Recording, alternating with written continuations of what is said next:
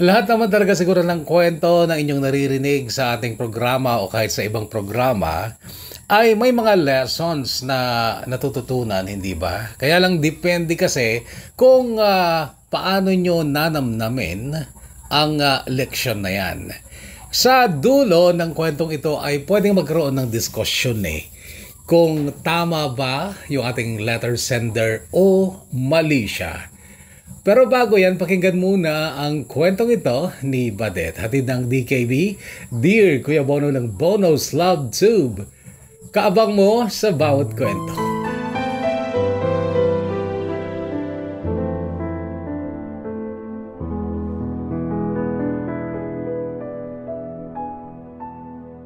Dear Kuya Bono, matapat ko pong sasabihin sa inyo na ang kwento kong ito ay pinadala ko na sa ibang programa noong 2019 kasi wala ka pa noon sa YouTube. Gusto ko po na mabasa nyo rin ito dahil gustong gusto ko po na kayo din ang magbabasa ng part 2 kung papayag po kayo. Okay lang naman po kung hindi. Pero kung papayag po kayo, ay pangalan na lang ng unang nagbasa ang papalitan ko sa part 1 ng kwento kong ito. Wala na akong babaguhin o idadagdag pa dahil magsusulat na nga din ako kaagad ng part 2 kung papayag po kayo. Narito po ang eksaktong kwento ko noong 2019.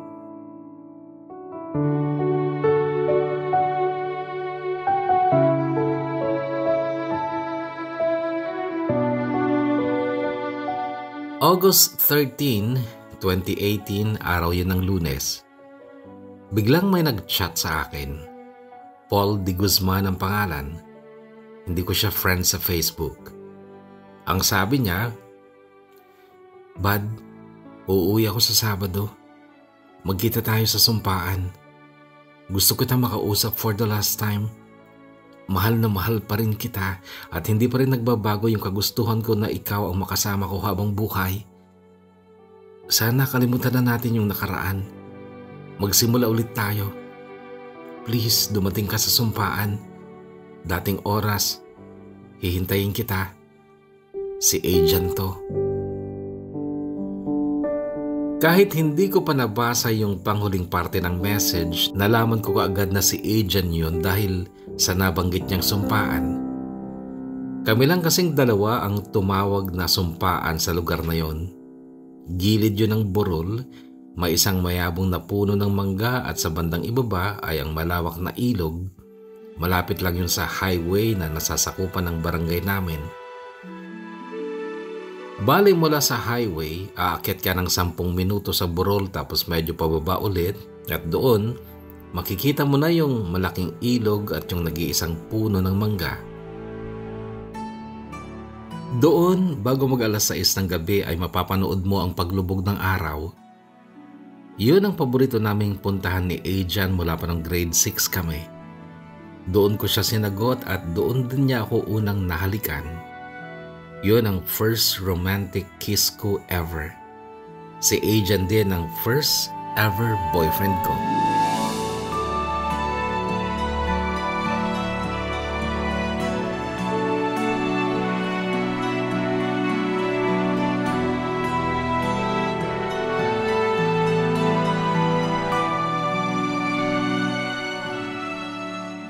Kinailangan ni Ajan ang makigamit ng ibang Facebook dahil nakablock ang Facebook account niya sa akin. Second year college pa ako nung i-block ko siya.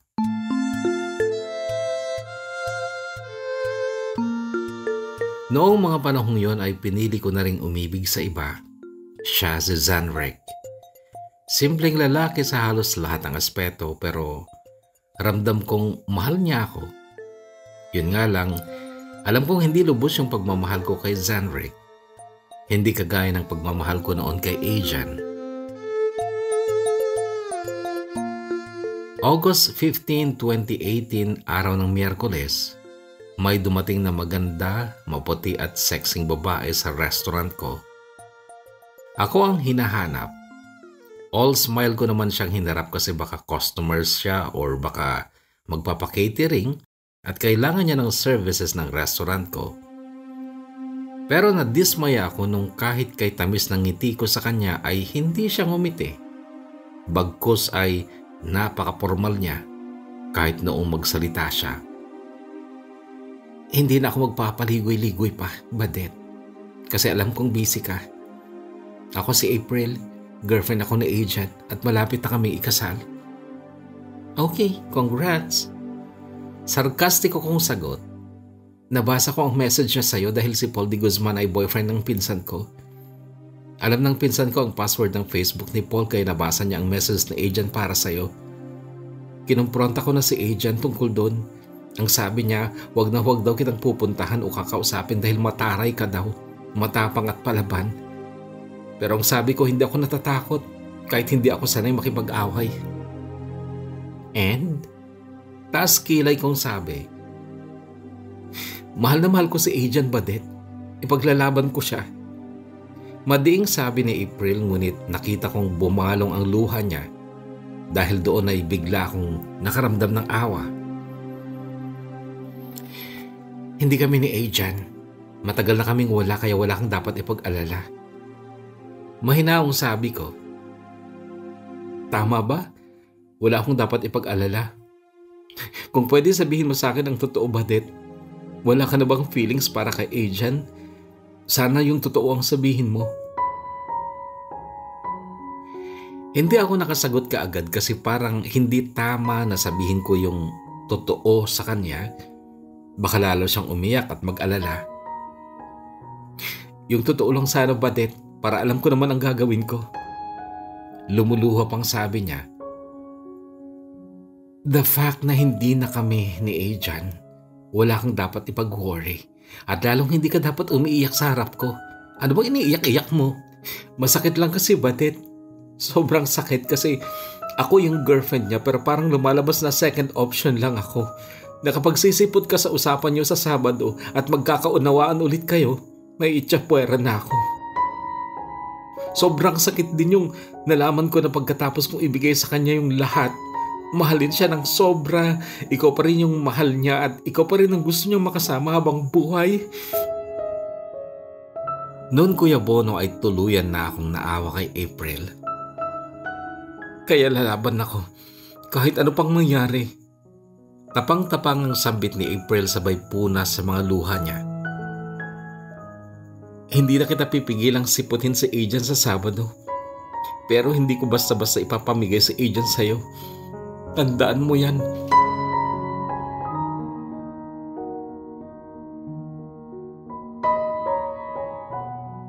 Noong time na yon, Kuya Bono, kami pa ni Zanrick.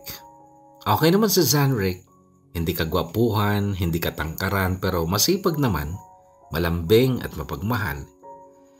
Yun nga lang, hindi kagandahan ang trabaho niya. Collector siya ng isang lending company at sumusweldo lang ng 425 pesos sa isang araw. Mahal ko naman siya pero sa totoo lang, hindi ko nakikita ang sarili ko na ikakasal sa kanya.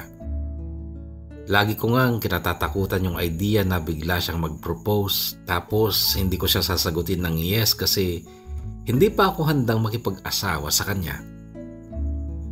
Kung sa mahal, mahal ko pa si Agent. Siya yung laman ng puso ko pero sobrang kumukontra ang isip at kaluluwa ko kaya ayaw ko na rin isipin na siya ang mapapangasawa ko.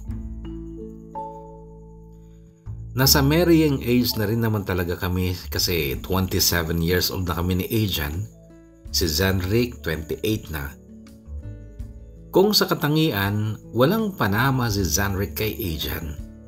Si Agent kasi gwapo, matangkad, mapait, mapagmahal, malambing at kumikita na ng dolyares kasi sa Amerika siya nagtatrabaho.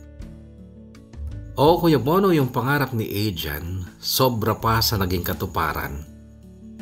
Ang pangarap lang kasi ni Agent noon ay maging manager ng McDo o Jollibee, pero nung matupad ang pangarap niya ay higit pa sa inaasahan niya dahil sa isang 5-star hotel sa San Diego, California siya nakapagtrabaho. Friend ko si Agent sa fake account ko sa Facebook noon. Sa original account ko kasi ay nakablock siya at gumawa lang ako ng fake account noon para makita siya at yung mga updates niya na hindi niya ako nakikilala. Madalang siyang mag-post.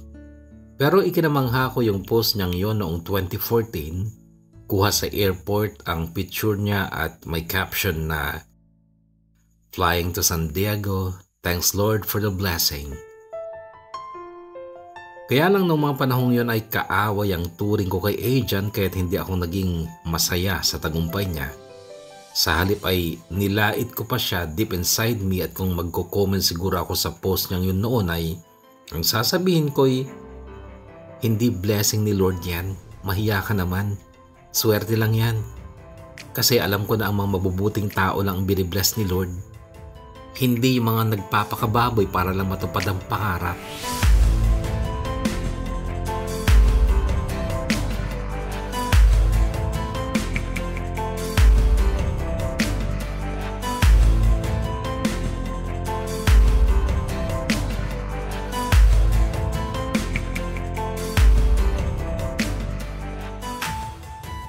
April 19, 2003 naging kami ni Ajan.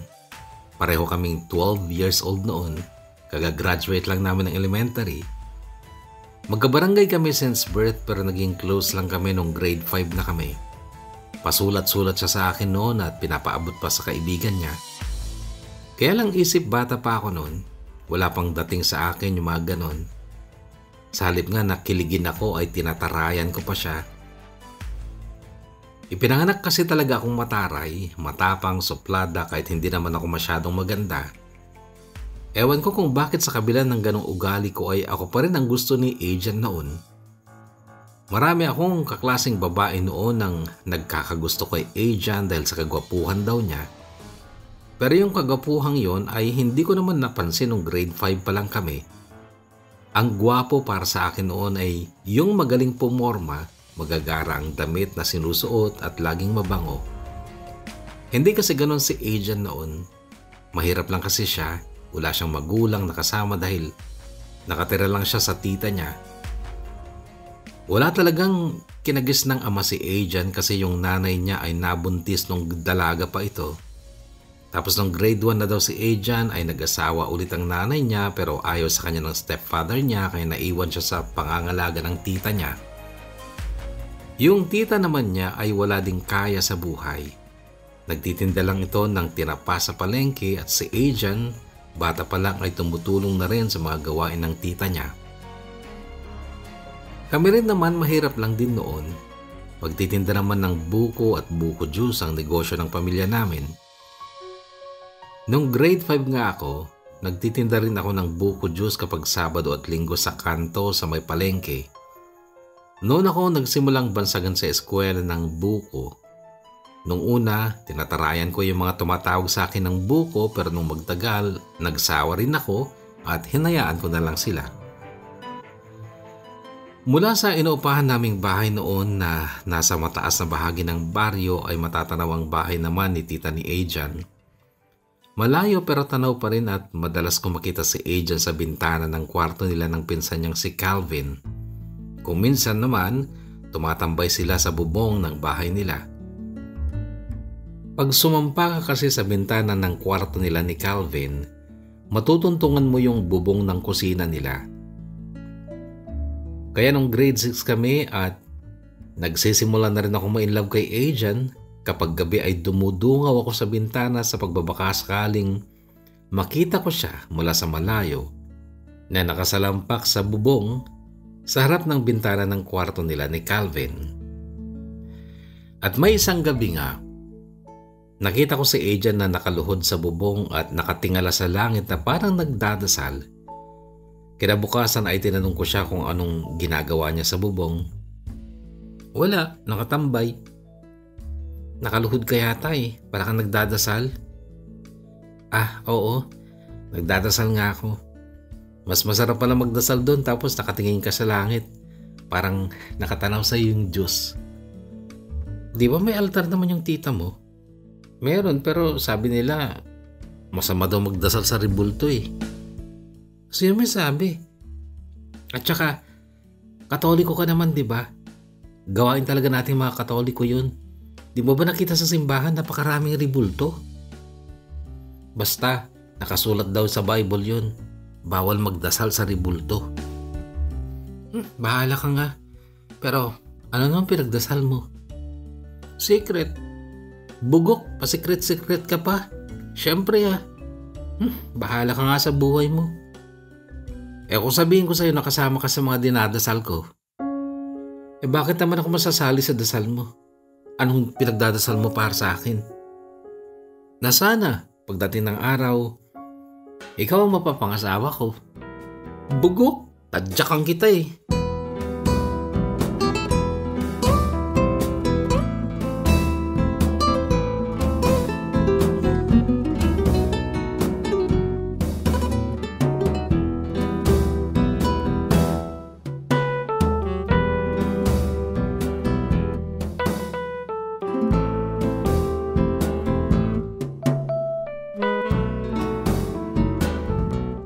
Ang gusto ko kay agent noon ay sa akin lang ang attention niya. Kahit mga babae na ang humahabol sa kanya ay hindi pa rin niya pinapansin ng mga ito. Talagang loyal siya sa akin. Feeling ko tuloy noon ang ganda-ganda ko. Kaya nung bakasyon na, tuwing araw ng linggo, alas 5:30 ay nagkikita kami ni agent sa sumpaan. Pero hindi pa sumpaan ang tawag namin sa lugar na yun noon. Nagsimula lang naming tawaging sumpaan nung magsumpaan nga kami ni agent sa lugar na yon, April 19, 1999 noon. Magkatabi kami nakaupo sa ilalim ng mangga. Bigla niya akong inakbayan pero agad kong iniris ang kamay niya sa balikat ko. Ano ka ba agent, ang baho-baho mo? Sobra ka naman, pinagpawisan lang ako eh. Basta wag ka na akbay, hindi pa naman tayo eh. Kailan mo ako sasagutin? Grade 5 pa lang tayo, nanliligaw na ako sa iyo eh. Bata pa kasi natin eh. Ano naman kung bata pa tayo? Girlfriend, boyfriend pa lang naman eh. Hindi pa naman tayo mag-aasawa Ang gusto ko lang, bad, ako yung unang boyfriend mo at ikaw naman ang unang girlfriend ko. Di sige. Gusto mo na? Ikaw eh. Tsaka, gusto naman din kita eh. Nakita ko ang tuwang-tuwang itsura ni agent noon pero hindi ko inaasahan na bigla niya akong hahalikan sa lips. Saglit lang naman yung halik. Halos dampi lang kaya lang parang biglang kumabog yung dibdib ko nung maramdaman ko yung lips niya sa lips ko. Hindi ako nakapagsalita para akong nanigas at hindi makagalaw. Pakakasalan mo ba ako, agent? Nahalikan mo na ako, gago ka. Ay oo, pakakasalan kita pero syempre hindi pa ngayon. Mag-aaral pa tayo, magtatapos pa tayo, tapos magtatrabaho. Ako, gusto ko rin maging manager ng Jollibee kagaya ni Kuya Andrew. Sino Kuya Andrew? Yung kapitbahay namin. Sa Maynila siya nagtatrabaho, manager ng Jollibee. Wow, ang taas naman ng pangarap mo. Manager talaga. Syempre, magsisimula muna ako sa mababa. Kaya ni Kuya Andrew, kwento niya dati daw lang siya yung service crew. Hanggang sa naging manager na siya. At kapag manager na ako, ayain na kita magpakasal. Talaga? Baka naman sabi mo lang yan. Baka magbago ka rin pag matagal na tayo. Syempre hindi. Hindi ako magbabago. Pangako yan. Sumusumpa ako sa langit, sa ilog na yan, sa lahat ng nasa paligid, sa punong mangga na to, at sa Diyos. Ako din, agent. Sumusumpa rin ako na hindi ako magbabago sa'yo. Sumusumpa ako na ikaw ang mamahalin ko at ikaw ang gusto kong maging asawa balang araw.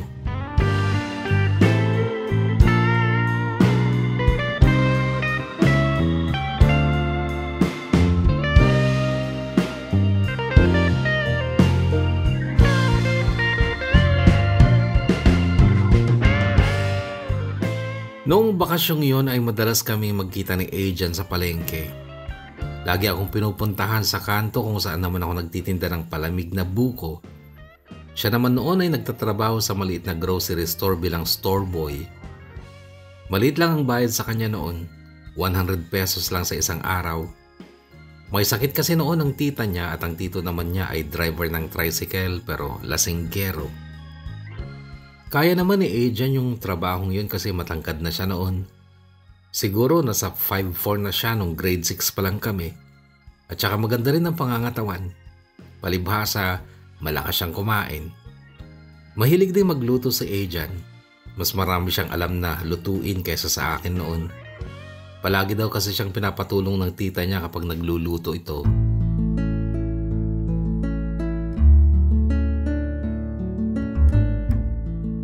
Noong bakasyong yun pa rin, hindi na itatago ni Adrian sa akin ang kanyang lungkot dahil sabi raw ng tita niya na hindi mo na siya mag-aaral ng high school.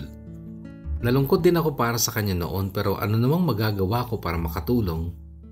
Ang sabi ko na lang, di ba may sweldo ka namang 100 isang araw sa grocery? Ipunin mo yun para may pambili ka ng mga gamit tsaka uniform. Paano yung baon tsaka pamasahe? Di huwag ka na magbaon. Tapos maglalakad ka na lang pagpapasok ka ng school. Hindi naman gaanong malayo Tsaka marami kayang naglalakad. Ganito ang payo ko kay Adrian noon pero hindi siya umimik. Kaya mo yan. Kaya nga ng iba Ikaw pa kaya? Ewan ko lang. Kasi kapag nag-aaral na ako, hindi na ako magtatrabaho sa grocery. Saan ako kukuha ng pera? Kapag may babayaran sa school, saan ako kukuha? Kapag may project, wala akong pambili. Pag di ako nakapagpas ng project, hindi ako makakapasa. Bagsak. Adrian, di ba may pangarap ka? May pangarap tayo. Gawin mong inspirasyon yung mga pangarap natin para makapag-aral ka kahit gaano pa kahirap. Di ba sabi nga ni Ma'am, kung gusto may paraan, kung ayaw maraming dahilan. Sige, para sa iyo at sa pangarap natin, pipilitin kong makapag-aral kahit alam kong mahihirapan ako.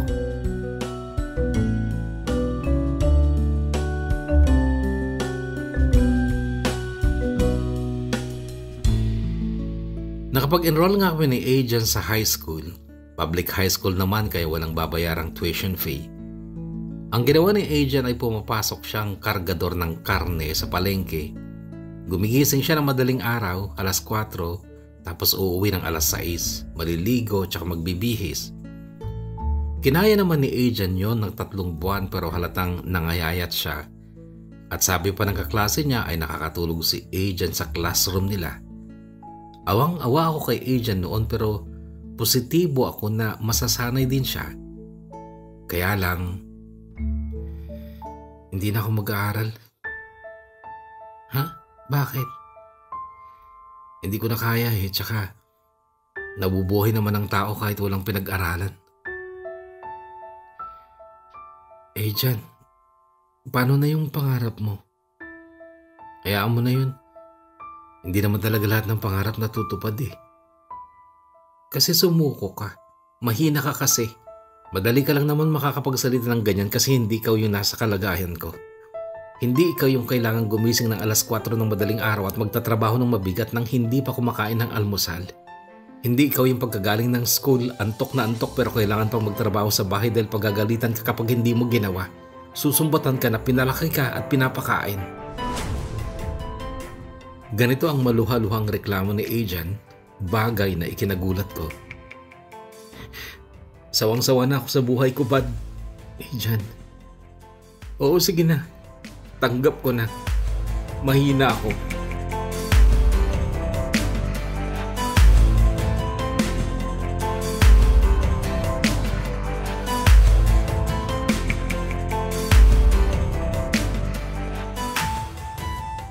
Yung mga sumunod na araw ay ang pananabik ko kay Adrian.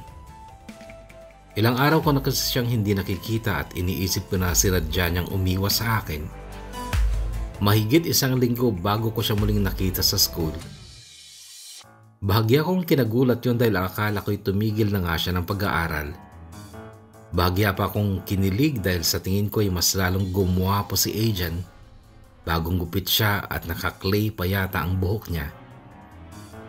Masaya ako nung makita ko siya at gusto ko siyang makausap ngunit parang hindi niya ako nakita at sa ibang direksyon siya lumakad kasama ang mga barkada niya. Pinanood ko siyang lumakad palayo at napansin ko bago ang sapatos niya at mukhang mamahalin. Wala akong inasam araw-araw sa school kundi ang makita siya at makausap. Hindi kasi kami magka-section at ayaw ko namang ako ang magpunta sa kanya. Nakakaramdam na tuloy ako ng lungkot at nagkaroon na ako ng mga pagdududa na baka may iba na si Ajan. Hanggang sa nung uwian nung hapong yun ay nakasalubong ko ang barkada niyang si Leonard. Oy, Leonard, si Ajan? Umuwi na. Sinundo ng jowa niya. Jowa? Ay wala. Sige na, uwi na rin ako. Paalam ni Leonard at halata ang biglang pag-iwas sa akin pero hinabol ko siya at nung maabutan ko ay hinila ko siya sa braso.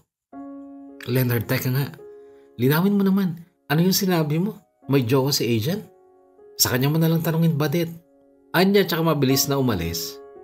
Maghalong lungkot at galit ang namayani sa puso ko noon. Bakit ganun si Ajan? Bakit bigla na lang nang iwan?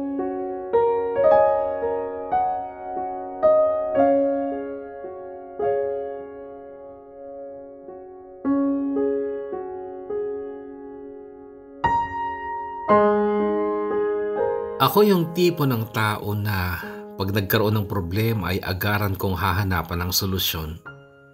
Maliman at labagman sa kalooban ko ay kinailangan kong puntahan si Ajan sa bahay ng tita niya. Kasama ko noon ang best friend at kapitbahay kong si Megan. Kaso ayon sa tita ni Ajan ay wala daw siya doon. Madalang na nga daw umuwi.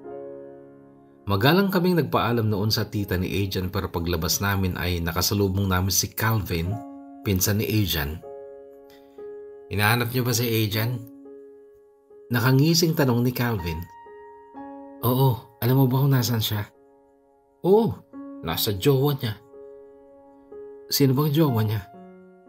Sa jowa niyang bakla, si Kuya Ross. Bakla? Nalilitong tanong ko. Maganda ng buhay ni Ajan ngayon, Badit. Nakatira sa apartment, natutulog sa aircon, masarap ang pagkain niya, nakakagala kung saan-saan, magagara mga damit, sapatos at may cellphone na siyang mamahalin. Sige Calvin, salamat. Mahinang paalam ko kay Calvin. Hindi ko napigilan ang pagtulo ng luha ko pero naramdaman ko ang pagkabig ni Megan sa braso ko. Teka Bessie, baka may number sa agent kay Calvin, kunin natin. Huwag na Bessie. Hayaan mo na.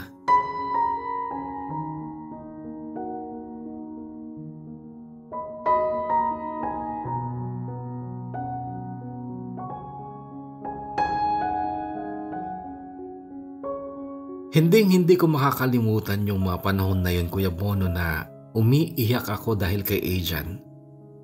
Noon ko napatunayan na sobra ko siyang mahal at parang hindi ko matanggap na naagaw siya sa akin ng iba. At isang bakla pa ang naging karibal ko at masyadong halata na natalo ako dahil iniwan ako. Galit at pait ang namayani sa puso ko noon. Naisip kong magmahal din ng iba. Kahit hindi ako masyadong maganda ay may mga manliligaw naman ako pero parang maling sagutin ko ang isa sa kanila kasi wala naman akong nararamdamang pag-ibig sa kanila. Hanggang sa isang araw na biglang lumapit sa akin si Leonard. Badit, pwede daw ba kayo mag-usap ni Ajan? Bakit pa? Ano pag-usapan namin? Mataray kong sagot. Ewan ko, ayaw mo ba? Ayoko. Mabilis kong sagot. Noon ay bigla nang tumalikod si Leonard pero biglang nagbago ang isip ko. Hey Leonard, ano? Sabihin mo mamayang uwian. Sa likod ng grandstand, hintayin ko siya. Nawalan ako ng focus sa classroom ng mga oras bago sumapit ang alas 5. Sa totoo lang, hindi ko alam kung tama na mag-usap pa kami ni Ajan. Pero aminado ako, Kuya Bono, na miss ko siya. Kahit nung nasa likod na kami ng grandstand ni Megan, hindi pa rin ako mapakali at tuluyan na akong nataranta nung makita ko na si Ajan palapit sa amin. Agad kong binawi ang paningin ko sa kanya at noong nasa harap ko na siya, Kumusta ka na? Narinig kong tanong niya. Okay lang. Sagot ko na hindi man lang siya sinulyapan. Excuse lang ha, dun muna ako para magkaroon kayo ng privacy. Paalam ni Megan. Galit ka ba? Narinig kong tanong ni Ajan nung makalayo na sa amin si Megan. Ako galit? Bigla kang umiwas, bigla kang nang iwan. Tapos ngayon tatanungin mo ako kung galit ako. Sorry, bud. Sorry? Akala ko seryoso ko sa relasyon natin. May pasumpa-sumpa ka pa na hindi tayo maghihiwalay. Yun pala, iiwan mo din ako at pagpapalit mo lang ako sa isang bakla. Bud, hindi kita pinagpalit. Mahal na mahal kita at hindi kita iniwan. Ikaw lang ang nag-iisa kong mahal at hindi ko kinakalimutan yung mga pangako ko sa'yo. Kahit anong mangyari, ikaw lang, bud. Hanggang sa huli. Bakit nakikipagrelasyon ka sa iba? Bud, sana unawain mo naman ako. Alam mo namang hirap na ako sa buhay. Wala akong magulang na mabibigay sa akin ng mga pangangailangan ko. Kaya ka pumatol sa bakla. Bud, please. Unawain mo naman ako. Nagsusumamong sabi ni Ajan sabay hawak sa kamay ko pero tinabig ko ang kamay niya. Huwag mo akong hawakan, Ajan. Nandidiri ako sa'yo. Madiin kong sabi. Sandali akong tinitigan ni Ajan. Namamasa na ang mata niya noon na parang anumang sandali ay tutulo na ang mga luha niya. Tumalikod siya at marahang lumakad palayo. Noon, Kuya Bono, ay tumulo na rin ang mga luha ko.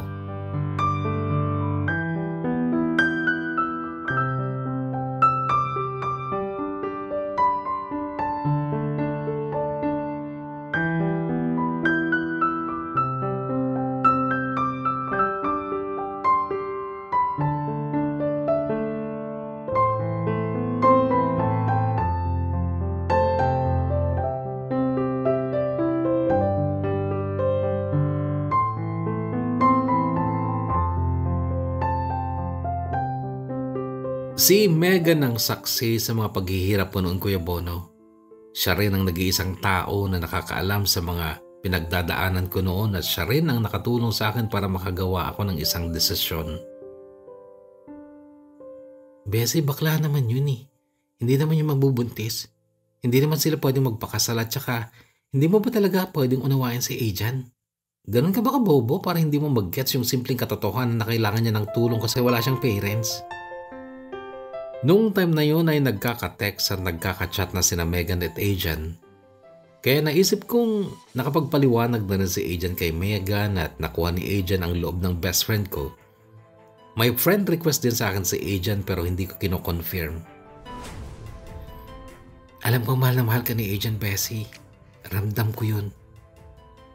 So anong gusto mong gawin ko? Bigyan mo pa siya ng chance na bumalik sa'yo. Okay. Talaga? Nakita kong natuwa si Megan. Oo. Mahal ko pa naman talaga siya eh.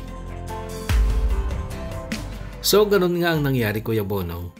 Muli kong tinanggap si Ajan. Pinilit ko ring unawain ang kalagayan niya pero aminado ako na hindi na kami gaya nung una. Kumbaga may lamat na at maraming pagkakataon na nailalabas ko yung sama ng loob ko sa kanila ni Kuya Ross, yung jowa niyang Becky, at madalas masaktan si Ajan. Natural kasi akong takles at masyado akong vocal sa kung anong nararamdaman at iniisip ko. Pero kahit alam kong madalas kong masaktan ang damdamin ni Ajan, hindi siya bumitaw.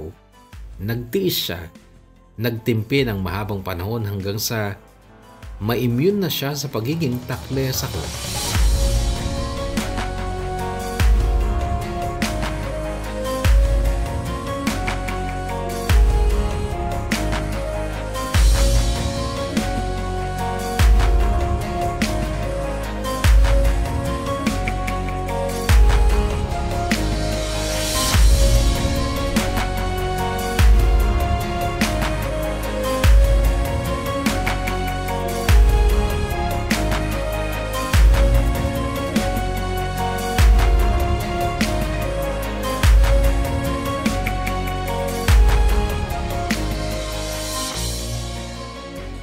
Graduating na kami sa high school nung i-celebrate namin ang aming 4th anniversary ni Ajan sa bahay ng barkada niyang si Jason. Wala ang pamilya ni Jason noon kaya kami lang ang tao doon. Bakasyon noon at bigla na lang nagkaayaan ng mga kaibigan niya na mag-inuman. First time kong uminom ng alak noon, Kuya Bono, kaya naman mabilis akong tinamaan. Nung makaramdam ako ng konting hilo at parang mas lalo pa akong nagiging taklesa ay tinigilan ko na ang pag-inom. Nung mag-CR ako, sinundan ako ni Adrian. Naghintay siya sa labas ng pinto. Paglabas ko ay bigla niya akong niyakap at kasunod noon ay siniil niya ako ng halik. Halik na alam kong lubos ko ring nagustuhan. Matagal at maalab ang halik na yon at ramdam kong sanay na si Adrian sa ganong halik. Naramdaman ko pa ang paglikot ng mga kami ni Adrian noon at yun ang hindi ko na nagustahan. Gago ka, riripin mo ba ako? Sige na ba? Ulol, umuwi ka na lang dun sa jowa mong bakla at dun ko maglabas ng kalibugan mo. Walang prenong sabi ko. Iniwan ko si Adrian doon at nung bumalik siya sa inuman ay nakasimangot siya. Lalo akong nabuwisit sa itsura niya. Hindi na siya sa akin tumabi pero tinadyakan ko pa ang paa niya. Bakit ba? Inis niyang sabi. Nabubuwisit ako sa iyo, hayop ka. Mataray kong sabi. Hindi na siya kumibo. Hindi na ako nakatiis. Inaya ko si Megan na umuwi na. Pasado 9:00 na ako nakarating ng bahay. Matapos ako mag-shower ay pinilit kong makatulog pero hindi yun nangyari dahil iniisip ko si Adrian. Gusto ko siyang i-text pero nangingibabaw yung pride ko. Bakit ako mauunang mag-text sa kanya? Ang totoo, naguguluhan ako nun, Kuya Bonong. Gusto kong pakawalan si Adrian. Naiinis ako sa sarili ko kung bakit hindi ko kaya samantalang bumubulaga ang katotohanan na hindi na siya yung ideal boyfriend ko. Sino bang babae ang may gustong magka-boyfriend ng lalaking may jowang Becky? Ang tagal-tagal ng issue yun. 4 na taon kong pinipilit tanggapin ang katotohanan ng may kaagaw akong bakla kay Adrian pero sa tuwing iisipin kong makipaghiwalay na sa kanya, ay pinanghihinaan naman ako ng loob. Para kasing mali na hayaan ko na lang siyang mapunta sa iba. Sinisikap naman ni Adrian na maging mabuting boyfriend sa akin. Nagtitiis nga siya sa mga kagagahan ko, sa mga masasakit na salitang binibitawan ko sa kanya patungkol sa kanila ni Kuya Ross. Hindi siya iimik pero halata sa mukha niya na iritado siya. Sa loob ng 4 na taon, na perfect ni Adrian ng magtimpe, huwag lang kaming mag-away at maghiwalay.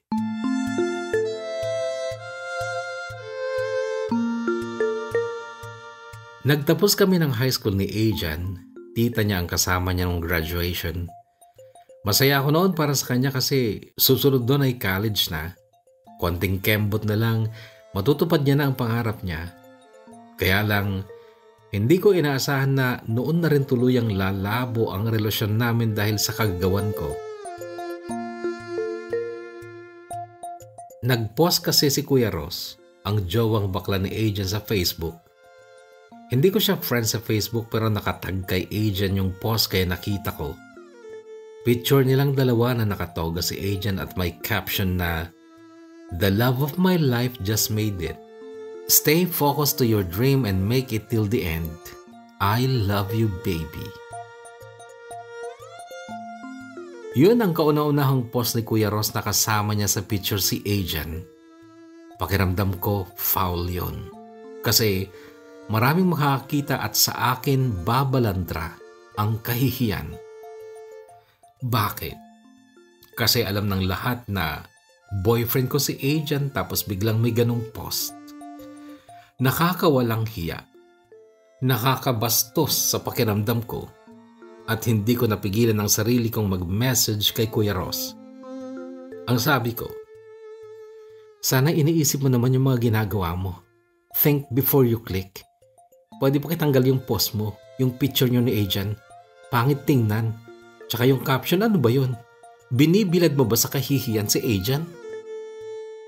Hindi siya nag-reply kaagad kasi hindi siya online pero makaraan ng ilang oras ay nag-reply siya. Pwede ba tayong mag-usap ng personal? Marami akong sasabihin sa'yo. Ganito ang message niya at ang reply ko, sure, anytime, anywhere.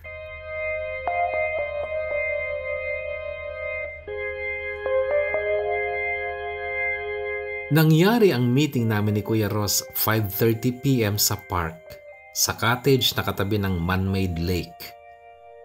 Kabado ako noon, Kuya Bono, kasi hindi ko pa siya kilala personally. Pero bahagyang napalis ang kaba ko nung makita ko siyang nakangiti sa akin, pero hindi ko siya sinuklian ng ngiti. Alam mo ba, Det? Sinusubukan kitang gustuhin kaya umayos ka sa pagkikipag-usap sa akin. Sinusubukan mo akong gustuhin? Hello? Ano bang pakialam ko kung ayaw mo sa akin? Ano naman sa akin kung hindi mo ako gusto? For your information, mas lalong hindi kita gusto. Bastos ka pala talaga no? Ikaw hindi? Malinis ka? Yung pakikipagrelasyon mo kay agent, kalinisan mo yon?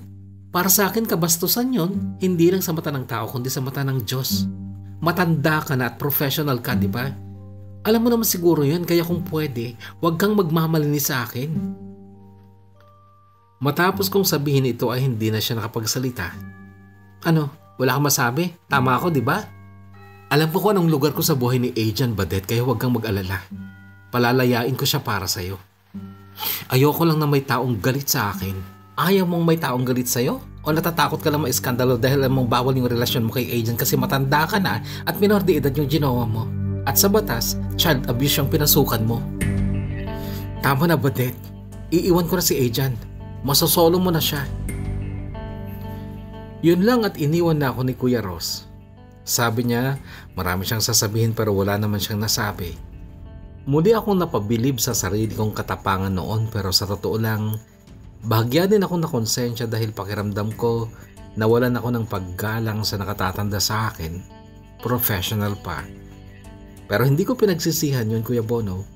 Kahit na noong magsimula ulit si Agent na iwasan ako. Una, hindi siya nagre-reply sa mga chat at text ko, pati sa mga tawag ko. Pangalawa, ang hindi niya napagpapakita sa akin. At nung unang araw ng pasukan sa college kung saan pareho kaming kumuha ng kursong Hotel and Restaurant Management, ikinagulat ko ang makita si Agent na may kasamang magandang babae at base sa mga kilos nila, hindi sila magkaibigan lang.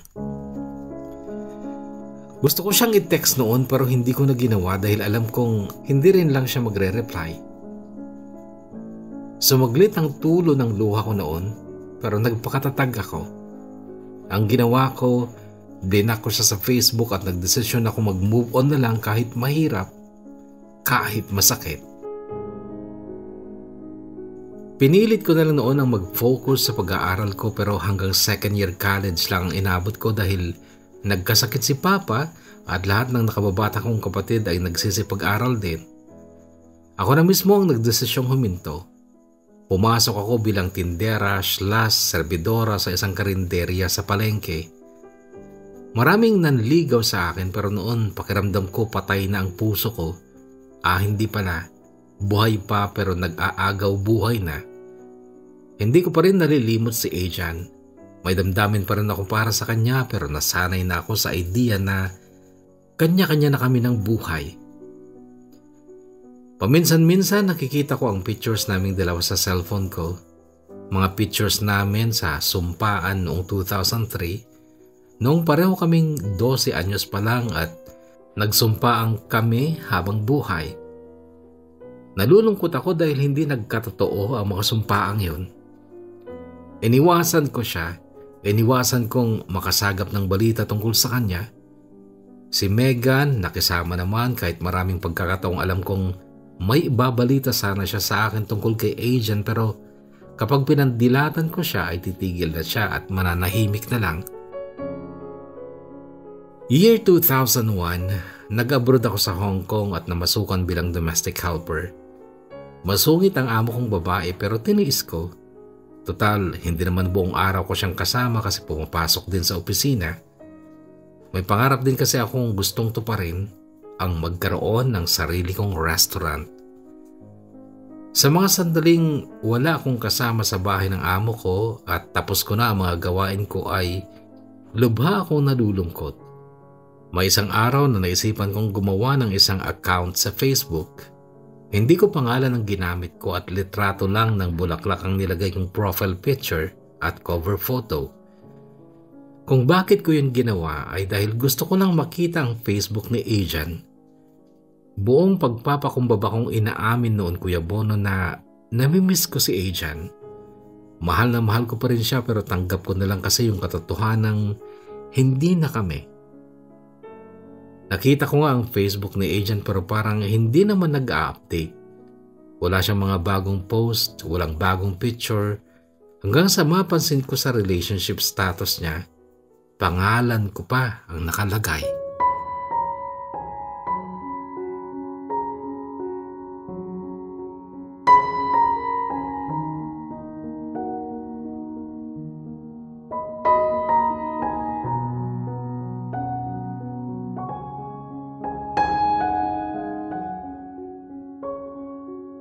December 2013 natapos ang kontrata ko sa Hong Kong.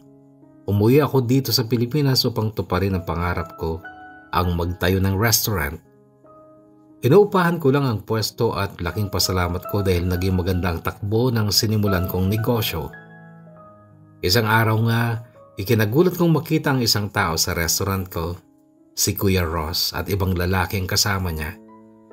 Halatang masaya si Kuya Ross sa kasama niya at may tanong sa isip ko noon, wala na kaya sila ni Ajan? May kung anong nagtulak sa akin noon na lapitan si Kuya Ross at magtanong pero hindi ko ginawa. Kaya lang nung magbabayad na siya ay hindi ko na siya naiwasan dahil ako ang kahera. Siya ang nagulat nang makita ko. Badet? Nakangiting sabi niya. That time, ngumiti din ako pero hindi ako nagsalita. Imbiyar na ka pa rin ba sa akin? Narinig kong tanong niya sa medyo masuyong tinig. Wait na. Matagal ko nang tanggap na hindi siya para sa akin. Sabi ko sabay abot sa pera niya. Iba na yata ang kasama mo ngayon. Tanong ko pa. Wala na si Ajan eh. Pero ito, friend ko lang to. Friend namin ni Ajan. Maliwanag kong narinig ang sinabi niya at may tanong sa isip ko pero hindi ko binigkas. Ayaw ko kasing isipin niya na interesado akong makinig ng balita tungkol kay Ajan. Noong sumunod na linggo, napansin ko ang bagong post ni Ajan. Marami sila sa parang lobby ng hotel. Ang caption, OJT and Pendry San Diego. Tapos sinignan ko yung check-in. Isang hotel nga yung Pendry San Diego sa San Diego, California.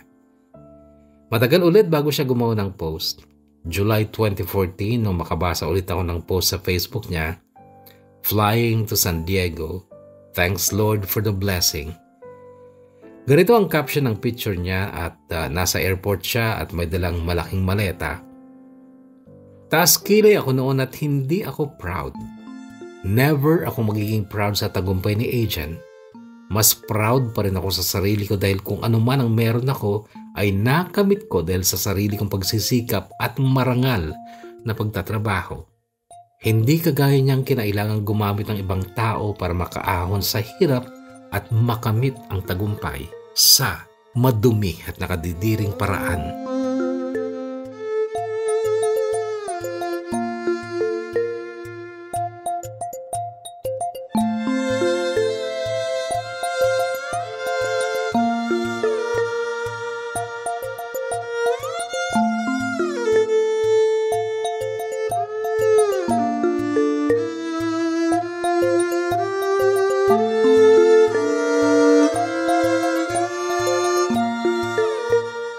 Dumating yung kinatatakutan kong araw para sa amin ni Zanrek, ang mag-propose siya sa akin. Pinigil ko ang sarili ko noon, Kuya Bono.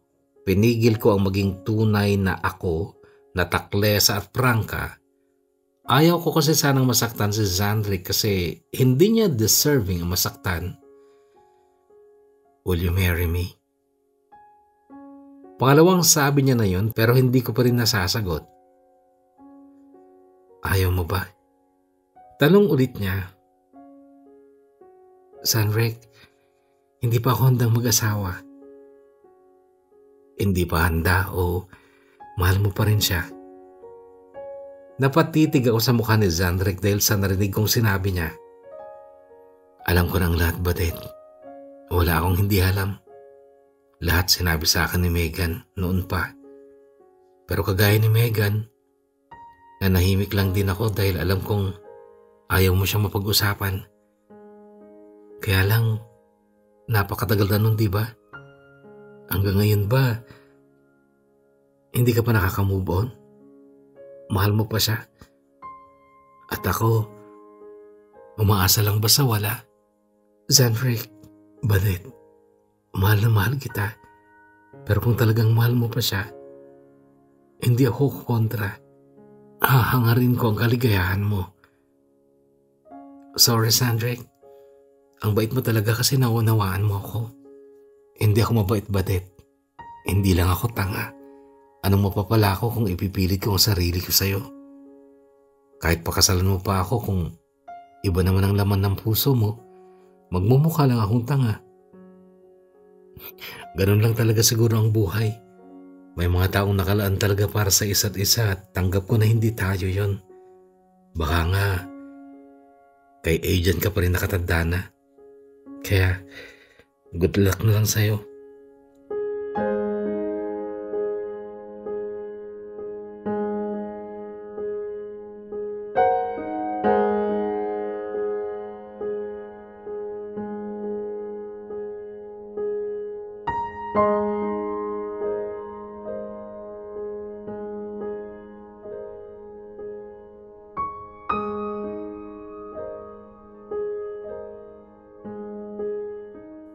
Marami pang sumubok na manligaw sa akin pagkatapos ni Zanrick, pero ni isa sa kanila ay walang nakapagpatibok muli sa puso ko. Wala akong nagustuhan. Natuon ang atensyon ko sa negosyo at sa mga kapatid kong pinag-aaral ko. Naging maganda ang takbo ng negosyo ko at sa katunayan ay nakapagpatayo pa ako ng maliit na branch malapit naman sa high school.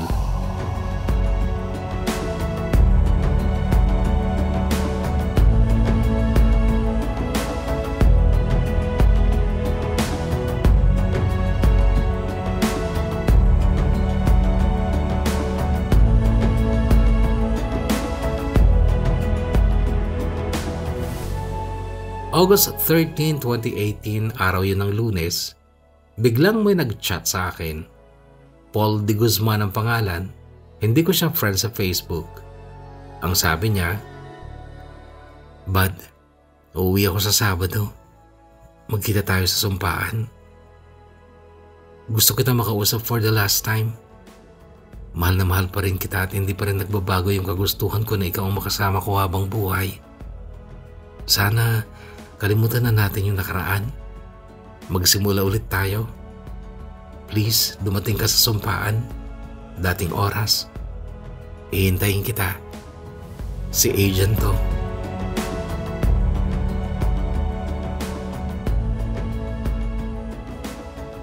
Nagpa siya akong makipagkita kay agent kahit na bago noon ay dumating si April at inilabas niya sa akin ang saloobin niya. Batid kong mahal na mahal ni April si agent, pero mahal na mahal ko pa rin si agent. At lalo pang umusbong muli yung pagmamahal ko sa kanya nung malaman kong siya ay may damdamin pa rin sa akin. At uuwi na siya.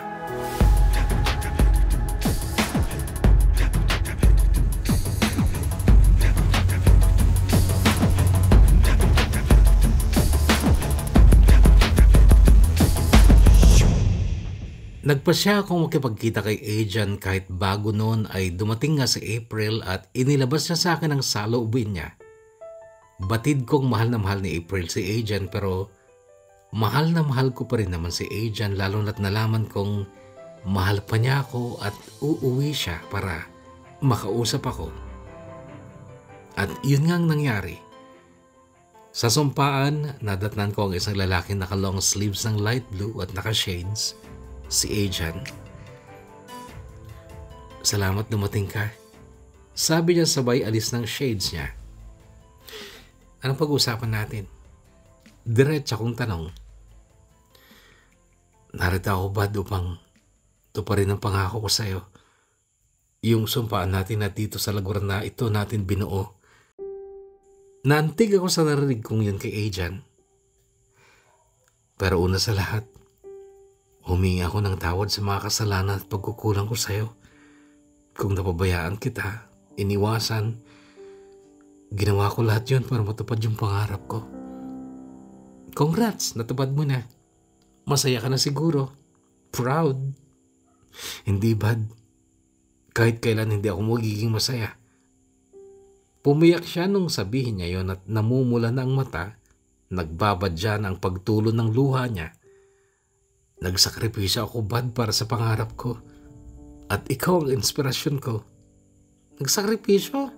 Anong sakripisyo? Ipinagpalit mo ako sa magandang buhay na ibinigay sa'yo ni Kuya Ross, di ba? Bad, please, huwag na natin pag-usapan yun. Nakaraan na yun. Ang mahalaga nandito ako at liligaya lang ako kung matutupad ko yung pangako nating dalawa na hanggang sa huli, tayo pa rin. Hindi pwedeng kalimutan yung nakaraan, agent, dahil bahagi yun ng pagkatao mo. At kung anong pagkatao mo ngayon, ikaw ang may gawa nun. Bad, akala mo ba naging madali sa akin yung ginawa kong pakikipagrelasyon kay Ross? Pati ako nandidiri sa sarili ko. Maraming taong nanlait sa akin pero kinapalan ko ang mukha ko. Harap-harapan akong pinapahiya pero hindi nila ako umiimik dahil ayokong tumandang kargador sa palengke. At alam mo namang wala akong magulang, di ba? Kanino ako aasa? Wala. Umiiyak nang sabi ni Ajan. Pinagmamasdan ko siya. Ibang-iba na siya. Hindi na siya yung Ajan na nakilala ko noon. Kung hindi mo siya kilala, disente ang tingin mo sa kanya. Disenteng umiiyak. Disenteng mahina. Iyon ang tingin ko noon sa kanya. Yung mga ginawa kong pag-iwas sa'yo. Ako mismo ang nasasaktan. Bago ko palang gawin na iwasan ka, nagdudusa na ako dahil mahal na mahal kita pero wala akong pagpipilian. Kumapit lang talaga ako sa pangarap ko, bad. Nagtiis, nagtiyaga dahil sabi ko sa sarili ko ang mahalaga yung kinabukasan. At nandito ako ngayon, bad. Nandito na ako ngayon. Tinutupad ko na yung pangako ko sa'yo. Alam mo, Agent, hindi mahalaga sa akin kung ang mapapangasawa ko ay isang kargador sa palengke. Ang mahalaga ay isa siyang lalaking marangal at naging tapat siya sa akin. Badit, unawain mo naman sana ako. Ginawa ko yun para sa kinabukasan natin. Kinabukasan natin? Alam mo bang sinasabi mo? Ano ba ang definition mo ng kinabukasan? Yung marami kang pera? Asensado sa buhay? Ganun ba? Kasi ako, Agent, ang kinabukasan sa akin ay ganito. Magkakaroon tayo ng pamilya, mga anak. At anong sasabihin mo sa mga anak mo kapag tinanong nila kung bakit tayo mayaman? Kaya mo bang sabihin sa kanila ang totoo na pumatol ka sa bakla para magkaroon ng magandang buhay at matupad yung mga pangarap mo? Kaya mo ba? Hindi nakaimik si Agent sa litanya ko. Sa halip ay yumuko siya. Gusto kong sabihin sa iyo ang totoo, Agent. Mahal pa rin naman kita. Sa loob ng 15 taon, wala akong minahal na kagaya ng pagmamahal ko sa iyo. Kaya lang siguro, hindi talaga tayo ang nakatadhana. Si April, mahal na mahal ka niya. Tanggap ka niya ng buong buo. Siya na lang pakasalan mo. Badet, please, huwag mo akong talikuran. Huwag mong kalimutan yung sumpaan natin. Halos humahagulgol na sabi ni Agent. Agent, tahan na. Tahan na. Hayaan mong iyakapin na lang kita sa huling sandali. Magiging magkaibigan na lang tayo, Agent. Pilitin mong maging malighay sa piling ni April. Alam mo magiging mabuti siyang asawa sa'yo.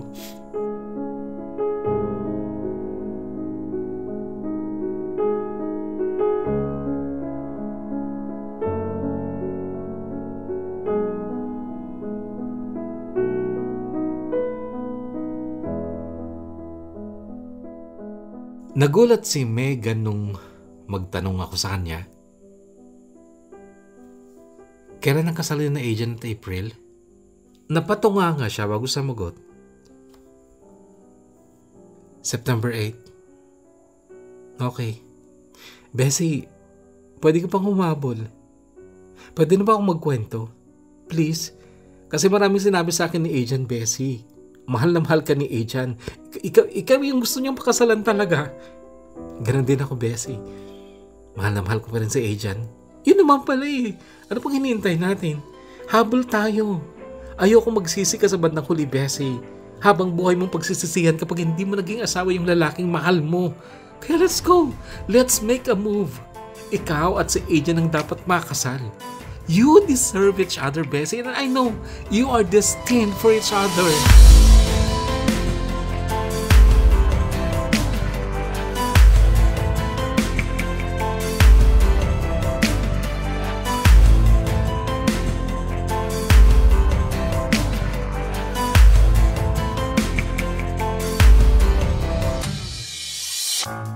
September 8, 2018, puting-puti ako sa suot kong damit. Puting pang itaas, puting pang ibaba, pati sapatos puti. Pero yung loob ko, pulang-pula dahil nagdurugo ang puso ko habang pinapanood ko na ikinakasal sa iba ang lalaking minahal ko ng buong buhay ko. O Kuya Bono, hindi ako naghabol. Hinayaan kong pakasalan ni Adrian si April. Tinanggap ko na kasalanan ko ang lahat. Nagkulang din ako. Nung iniwasan ako ni Adrian, bakit ko siya hinayaan? Dapat pinaglaban ko siya, di ba? Nung hindi niya nakaya yung kahirapan sa buhay niya, bakit hindi ko siya inalalayan? Kung okay naman pala sa akin yung makapag-asawa ng kargador sa palengke, sana nakipag-asawa na lang ako sa kanya kahit nung nasa high school pa lang kami. Kahit mahirap ang magiging buhay namin, at least kami pa rin. Marami namang nag-aasawa dyan sa murang edad at dumadanas ng hirap sa buhay pero nagmamahalan pa rin naman. Ang totoo na mayani kasi yung pride ko. Pinabayaan ko siyang solohin niya ang buhay niya samantalang may karapatan naman sana akong makialam dahil girlfriend niya ako. Pride. Namayani kasi sa akin ang mataas na pride. Dumating si April sa buhay niya. Tanggap siya, tanggap ang pagkatao niya, ang nakaraan niya. Sa kabila nito, hindi siya hinusgahan, hindi pinandirihan at ipinaglaban pa siya. Kahit sa akin, si April ang nararapat sa kanya. Diba? Magkaibigan pa nga ngayon sina April at Kuya Rosie. Kwento pa ni Megan, maraming beses daw na nakipaghiwalay si Kuya Ross kay Adrian para bumalik si Adrian sa akin pero pinili daw ni Adrian ang manatili kay Kuya Ross. Kumapit talaga siya para matupad ang pangarap niya. Kasi ang alam niya, kapag natupad niya yung pangarap niya, kapag nakaahon sa kahirapan, matutupad din niya yung pangako namin sa isa't isa nung 12 years old kami. Kaya lang, ma-pride ako. Mayabang. Kaya eto, nasasaktan. Oo, masakit. Hanggang ngayon, Kuya Bono, masakit pa rin dahil mahal ko pa rin si Adrian pero wala na akong magagawa. Kasal na siya. Umaasar na lang ako na darating ang araw makakaahon din ako sa lungkot at pagsisising nararanasan ko ngayon. Hindi naman siguro madamot ang Diyos. Bibigyan din niya ako ng para sa akin. Diba? Samantala, hanggang dito lang muna at hangad kong sana'y may napulot kayong aral sa kwentong ito ng buhay at pag-ibig ko. Lubos na gumagalang at nagpapasalamat. Badet.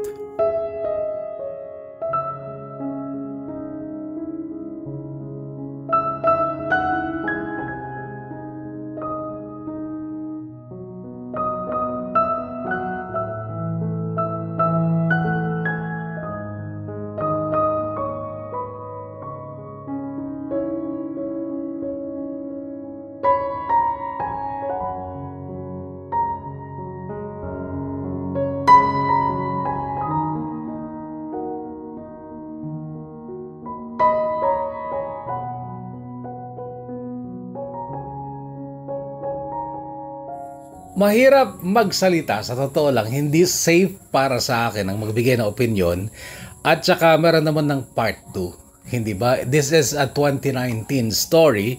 So siguro ay natutunan na ni Badet kung anumang bagay ang dapat niyang matutunan. Sa last part ng kanyang kwento ay may mga pag-amin naman na sa kanyang mga pagkakamali. Pero kung iisipin nga natin na ito ay magsisilbing leksyon sa inyo, lalo na sa mga nakababata, alin ba sana ang tama? So, kayo mga kaabang ang mag-comment ka at isulat nyo, i-comment nyo ang inyong kuro-kurot palapalagay. What if kayo yung nasa sitwasyon ni Badet? Punuin nyo ang ating comment section upang sa ganon ay mabasa ng mga nalilito din kung alin ba talaga ang tama at mali sana. Ako ay hindi magko-komento sapagkat hindi ko pwedeng sabihin mali siya at hindi ko rin naman pwedeng sabing tama siya. Pero ang masasabi ko lang, medyo naging matigas talaga yung puso mo sa part na yon. Kasi nga, matapang ka, matatag ka. At saka, okay, hindi nga pala ako mag-comment. So, magbabasa na lang tayo ng mga shout out mula sa nagdaang kwento dito sa DKB. Yung kwento ng kaabang nating si Veron. Narito ang mga pa-shout out. Unahin natin sa una. Mahigit 20 siguro ang ating masya-shout out ngayon. Nagmula kay Rod, shout out to you. Minalin Naslangan, shout out to you. Jovi Buya, shout out to you. Salamat Kuya Bono sa bagong upload. Sabi naman ni JR Alaria. And Dominic Camus, shout out to you. Dito nga sa YouTube, mga kaabang, tandaan nyo, isulat nyo yung pangalan nyo sa last part o kaya yung first part ng comment nyo kung magpapa-shoutout kayo para madaling basahin. Kasi ang nababasa dito ay mga handles Okay? Honey Gem, nakikinig ako yon sa latest upload mo and here it is. Salamat Honey Gem. And Joan Lopez says, pa-shoutout sa ate kong police, Genevieve, ingat palagi sa duty. At sa ate ko na si Hazel, more sales to come. At sa tatay ko, ingat palagi, sana matapos na agad ang ginagawang bahay namin. Damihan mo yung magtatrabaho para mabilis matapos. At nagkakilala kami ng boyfriend ko sa text. Uso pa ang textmate ng 2017. Yung mga bigay-bigay numbers kaibigan, nagka-text na nagkaibigan kahit di pa naman nagkikita, sabi ni Jovi Buya. Ito yung tanong kasi natin kung paano o saan ninyo nakilala ang inyong jowa ngayon. Sa nagdaang kwento ito ni Veron. And Raylan here, gamit ko lang yung YouTube account ng asawa ko. Nagkakilala kami ng asawa ko sa Pure Gold Cainta, Rizal. SA siya ngayon, samantalang cashier naman ako. Okay? And sana magkatuluyan kayo, Cedric. Raylene pala. Kuya, baka naman pakibasa din po yung kwento ni Miles. Thank you. Sino ba yon? Nabasa na ba yan o incoming pa lang? Maraming nakapila Sa mga nagpa-follow up, konting hintay lang ha. Arminisa pala, shout out to you. And ako boss, alam mo na kung kailan nahanap si forever ko at ilan sa ating mga kaabang, alam na din yung secret ko na lang sa di pa nakakaalam. Si Corito, Sherwin Ablao. Boss, salamat. Boss Aim, shout out to you. Thank you, kuya, sa bagong upload. More power po. God bless you always. Special last shout out kay JR Hernandez ng Hitachi, Japan. Parang nabasa natin yung kadamihan dito. Nahanap ko ang aking the one nung ako ay nagtatrabaho pa o nung nagtatrabaho kami dahil sa mga katrabaho namin. Sabi ni Susana Adviento. Jane Joy Ferrer, hello kuya, meron na namang papakinggan. Thank you and God bless Kuya Bono. Pampawala ng hope sick ang pakikinig sa kwento mo kuya, working here from SG. Sa Facebook na nga lang tayo magbasa. So dito tayo sa ating Facebook post, magbasa ng mga pa-shoutout. MG Andres, hello Kuya Bono, pa-shoutout po kay Catherine Napaga Mejia, I love you, bakit? Abangers mo po from Alcobar, Saudi Arabia. Jodeline Medina Makopya Saking, hello Kuya Bono, avid listener po kami ng ate ko in CLS. Pa-shoutout po sa kapatid ko na nasa Kuwait, Jodeline Medina po from General Balao, Solana, Cagayan, waiting po sa upload. OFW here in UAE, ingat dyan. Faye, hello Kuya Bono, waiting po kami sa susunod na kwento. Sana soon kwento ko din ang ma-share ko sa inyong programa. Pa-shoutout po sa asawa ko na si Rod Brian Gabriel na nag-aaral sa TESDA. Mahal, ingat ka palagi dyan at mag-aaral ka mabuti. We miss you na, your loving wife, Faye Gabriel. Carol Tumpangan Batugal. Carol Tungpalan Batugal. Excited na kami Kuya Bono. Abangan po namin yan. Pa-shoutout po ulit. Kuya Bono, always about here from Cagayan Valley. Thank you, Carol. And shoutout sa family ko, Peralta Sanchez sa Santiago, Isabela. Soon makasama ko na kayo uli, lalo na sa asawa ko at sa tatlong anak ko. Thank you Kuya, sana pag-uwi ma-meet kita. Yes, Santiago ka lang pala, lapit mo lang. And good day Kuya Bono, sabi ni Ken Pasqua. Pa-shoutout pa nakikinig habang gumagawa ng thesis. Good luck sa thesis, Ken. And pa-shoutout Kuya Bono, I was listening here in Kuwait while nagpa-plant siya. Naalala ko pa dati, lagi kami nakikinig tuwing linggo. Tapos yun ang topic namin sa school, year 2011 pa yon. Ria Estrada Iduria. Wow. And Lani Balinan Ligutan Bakay, may susunod naman. Thank you palagi. I was listening here in Scenic Villas, Hong Kong. Donna Mariano Guillermo, hello Kuya Bono, pa-shoutout po. I was listening here in Al Qasim, Saudi Arabia. At may papakinggan na naman, nag-work. Habang nag-work, thank you Kuya Bono. Ingat palagi and God bless you too, Donna Mariano Guillermo. Jedairil Mission, shoutout Kuya Bono from Alabel, Sarangani Province. Shout out sa inyong lahat dyan sa Sarangani Province. Tamang Elmer, hi Kuya, magandang buhay. Ingat palagi. God bless man, more power to your channel. Always listening here in Taiwan. It's me, Elmer Tamang. Take care. And hello Kuya Bono, for shout out. God bless you too. Jocelyn Pasqua and family at ang iyong mga kapwa lingkod bayan dyan sa Barangay Santa Maria, Kawayan City, Isabela. Tama? And shoutout Kuya Bono, Rona ng Moscow, Russia from Bagao, Cagayan Valley. Thank you. Wow, Russia. Ano ba itsura ng Russia? Shoutout Kuya Bono, sabi naman ni Ann Ignacio ng Sampaloc, Cabanatuan, Isabela. Laida Remo, shoutout Kuya Bono, waiting here in Taipu, Hong Kong. Leslie Atorad Seknas. Shout out naman kami dito sa Kuwait sa ate ko na si Ares Villas Castro. Always abangan kami mga bago mong upload. Ingat po palagi, kayo ding dalawa dyan.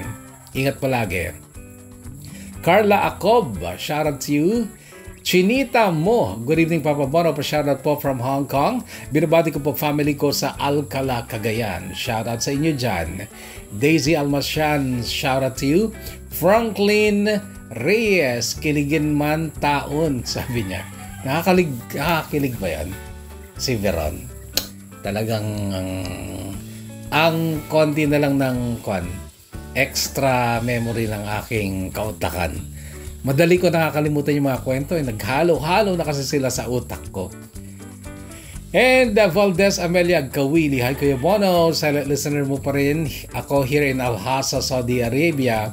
Talaga nga namang nakaka-addict makinig ng programa mo, lalo na kapag naglalaba, nagpa-plancha at naglilinis ako. Nakaka-inspire po talaga Kuya Bono, ramdam ko po yung pagod pag napakinggan kita. God bless mo, power. Saan ka ba sa Al-Hasa? Galing ako dyan eh. Ako ay siguro nalibot ko yung buong Al-Hasa dati. Malapit na rin dyan yung di ba? Yung kuweba kung saan daw nagtago noon yung Judas Cave. Pero hindi Al-Hasa yata yun. Ibang lugar pero malapit lang.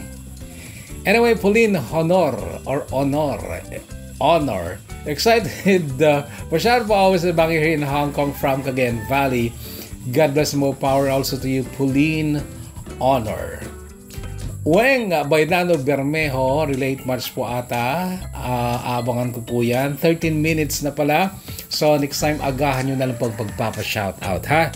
Hanggang sa muli at ang tabayanan nga pala itong part 2 ng kwento ni Badet kasi 2019 story at ang naging kondisyon nga ay kung papayag daw ako mabasa ito kahit nabasa na ng ibang tao sa ibang programa ay syempre binasa natin kasi sabi naman niya ay option niya talaga tayo kaya lang wala tayo noon sa YouTube at wala din tayo sa radyo pero sabi niya willing siyang gusto niya na ako magbasa ng part 2 niya so abangan po natin ang part 2 ng kwento ni Badet siya kaya ay liligaya na abangan po yan. At muli maraming salamat mga kaabang sa paglalaan ng oras sa ating programa. Stay healthy, stay safe, and may God bless us all.